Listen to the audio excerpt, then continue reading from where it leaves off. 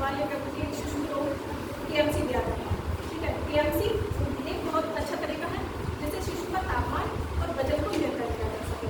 Example के through हम समझ सकते हैं जिस प्रकार कंगारू अपने बच्चे को अपनी थैली में रखकर उससे सुरक्षा प्रदान करता है, उसी तरह माँ भी अपने बच्चे को त्वचा के संपर्क में रखकर उसे सुरक्षा प्रदान करती है।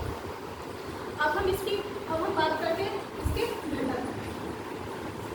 घटक क्या होते हैं, कॉम्पोनेंट। इसके दो घटक होते हैं, त्वचा से त्वचा का संपर्क, केवल स्तनपान।